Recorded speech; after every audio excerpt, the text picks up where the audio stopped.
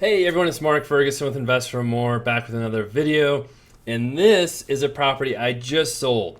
So it was one that was also disappointing in a little bit.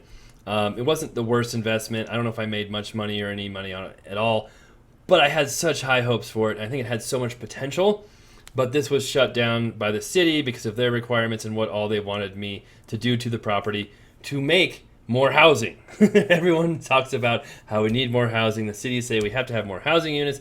And then you have a project where you can add more housing, and they make the requirements so ridiculous that there's just no way anybody's ever going to do it. So we'll talk about that.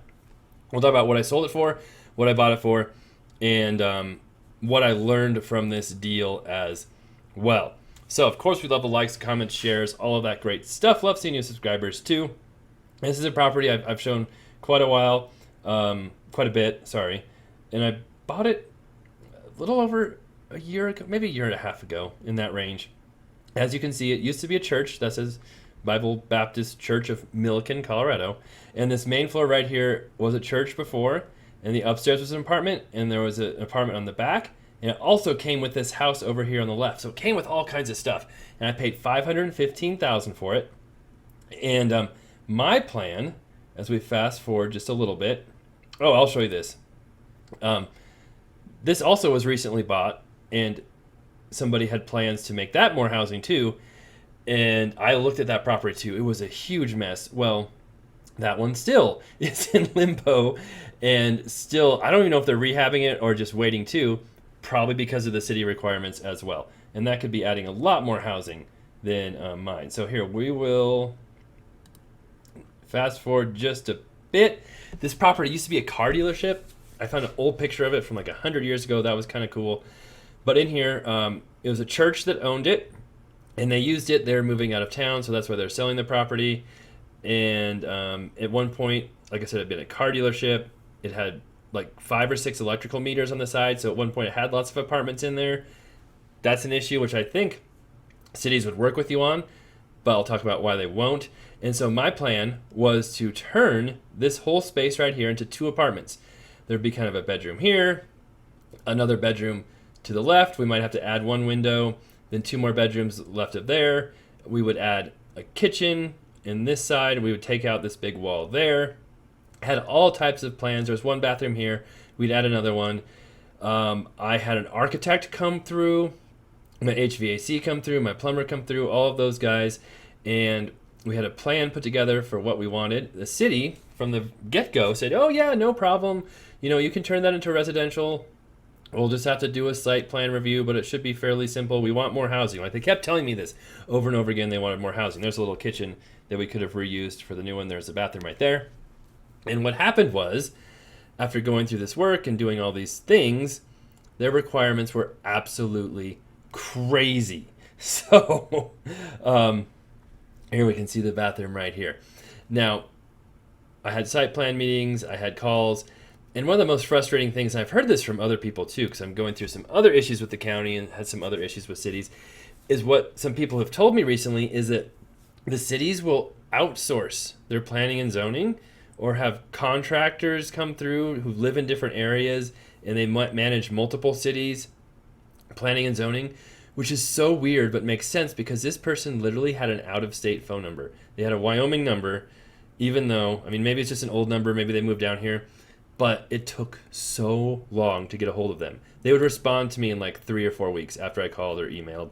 I have to email multiple times over and over again, call multiple times over and over again, and then they'd finally get back to me.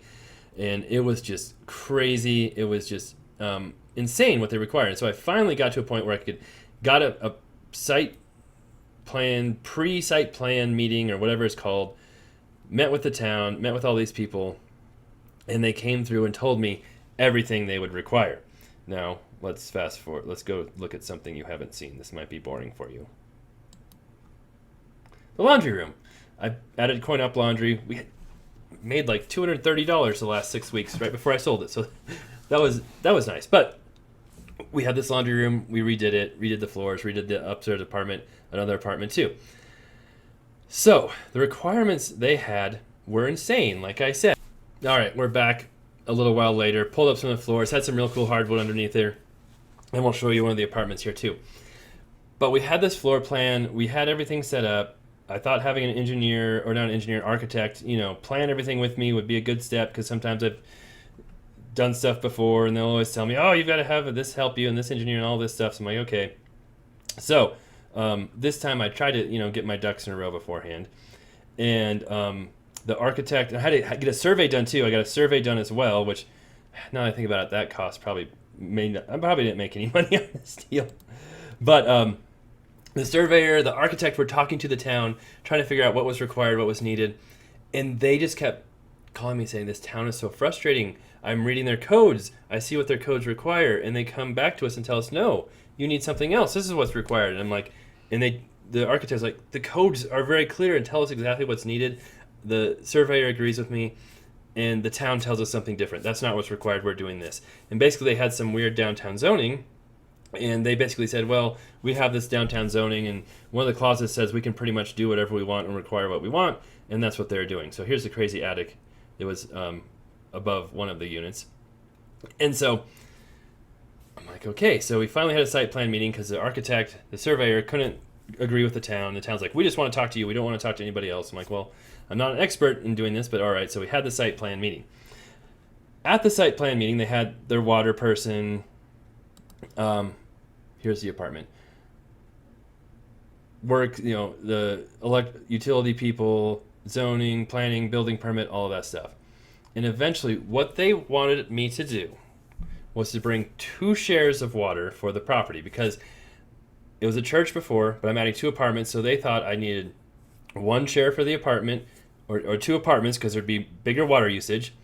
Now, I mentioned to them that there are 5 or 6 electrical meters. It obviously had tons of living units before, and they said, nope, doesn't matter. We need 2 shares of water. Doesn't matter what it had in the past, because it was so long ago that there's no record of it. And one of those shares goes for the apartments, and then you'll also need a fire sprinkler system, so you need extra water for that, meaning the whole building would have to have fire sprinklers put in it, which who knows how much that would cost. A lot. I wasn't including that cost really in my $200,000 of costs. The 2 shares of water would have cost me $140,000, sorry, because they're $70,000 each, if you could find any. The only water that sold in the last year was 100 shares of it together, and someone paid $7 million for it. So basically impossible to get the water. On top of that, they wanted me to pave the alleys behind my property, and they wanted me to make the exterior 2-hour fire rated, and interior walls fire rated 2. Can't remember how much those were. And all of these costs were literally like, I had to pave the parking lot, do a landscaping plan there, do a drainage plan there, had to bring in a structural engineer to design all of the HVAC, all of the plumbing, all of the electrical. They wouldn't just accept a licensed HVAC person, or a licensed electrician, or a licensed plumber. They had to have an engineer come in, design all those systems, even though it was super basic. My architect was not allowed to design it. They said it had to be an engineer. And then at that point, I could submit, a plan for approval, and they'd probably accept it. But there was no guarantees. It was crazy. And for some reason after that, I decided, I don't think I'm going to do this. All right, here's another video where we see the lower level apartment as well. And I did remodel both of those apartments. The upstairs one needed very little work. Just did some flooring. I think we rented it for $1,100 a month, 11 or 1,200. It's just 1 bedroom. This one we remodeled is a small 2-bedroom, and we got like $1,050, $1,100 a month for it. Not very much. The house is only rented for $1,000 a month, and it could have been raised significantly, but it also needed a little bit of work. So after the town said that, hey, you have to do all this stuff, I said, no, thank you, I'm not doing all that. And big surprise why the other giant multifamily property right behind me isn't, having any progress made either. But I decided, well, what can I do? Their only use basically was... So here's what the property looks like a little bit later after we pulled up all the floors and did some more work.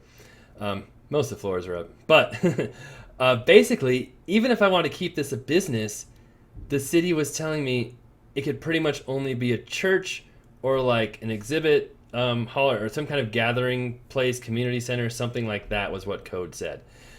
So if I wanted to have a dentist's office or a store or any kind of retail, I basically have to go through a site plan process as well, bring more water, pave the alleys, do all of this work just to let almost any business in there except the church. So for a while there, I thought about making it an event center.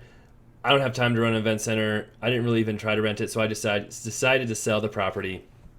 Here's the coin-op laundry room now that we remodeled it.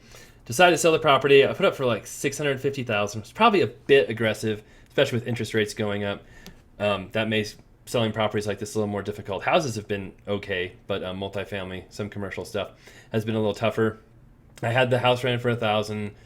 The upstairs apartment rented for $1,150 or something. The lower level apartment like $1,100 or $1,050 plus this vacant space, and had it listed for a little while, and eventually got a cash offer for $580 with no inspection. I took that. Of course, there was some drama with that too. There you can see the remodeled unit. They had, what was there? Last week, this is when it closed. Well, they were doing a walkthrough, or closed this week. Sorry, last week they're doing the walkthrough. We literally had record amounts of rain, like the most rain we've had in years. And there was a tiny little leak in this apartment. And the buyer walked through it, and apparently the tenant told them that it had leaked 2 weeks before too, and they'd called us and we didn't do anything, and the furnace wasn't working right and the dishwasher wasn't working right. Well, the tenant had not called us. In fact, it hadn't rained before that, so there's no reason for it to leak. Literally, we've had some leaks on properties that have never leaked before because we just got so much rain. And I told the buyers that, and they were just, accused me of hiding stuff and all this stuff, and they're going to sue me. I'm like, listen, I didn't know about it. The house next door had some tiles broken while it was for sale. We went over there and fixed that, so we were fixing issues. And the pictures you showed me of the water leaking, I literally couldn't see the water in the pictures. It looked like nothing was there.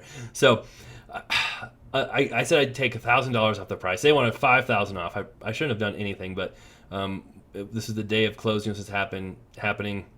Took $1,000 off, got the deal done, and so we can move on. And it's interesting too because the furnace was working fine. We don't know what's wrong there. And then you might remember this is the unit that was remodeled by Tyler, the guy who then went crazy and nuts and went on social media accusing me of all kinds of stuff and stalking his wife, just crazy stuff. I have some videos on that too. Well, apparently whoever put the dishwasher in, who is Tyler, didn't install the drain line right, and that's why it wasn't draining. So my guys fixed that in 5 minutes. It was working again. Of course, if the tenants had told us it wasn't working beforehand, we would have fixed that and got that done too. So of course there's all kinds of just fun and interesting stuff happening in real estate all the time. But here you can see the upstairs unit as well. And so this property is gone. It's sold. One less project off my books, and I can focus on other stuff. We still have a lot of other things going on with the store. The other church property the county's annoyed at us for renting to a church, which was allowed by zoning but not a site plan. Now, a lot of you have seen videos on that. We've got other flips going. The liquor store, Mini Mart, I've got something new that might be really exciting too. It's not a done deal yet, but that will be tons of fun to show everyone. So hopefully that goes through. And then I've been seeing a few more interesting properties come on the market. So I might be having some new stuff to show you too, and some new adventures as well, which are always fun. So that's this property. Did it make any money? Probably not. Was it interesting? Yes. Was it frustrating? Yes. Did it provide a lot of good content? Yes. And some learning experiences. But just shows that even when things line up and you think you're doing good things and providing housing and doing what the towns want and different things, it doesn't always work out. And a lot of times people say things, but they don't really follow through with those things, or maybe they didn't mean them when they say them. And unfortunately, that's part of life. You deal with it and you move on. So we'll have more properties. We'll have more interesting properties. I still have a lot of interesting properties, and we'll be sure to update you and show those. All right. Thanks for watching. Be back soon.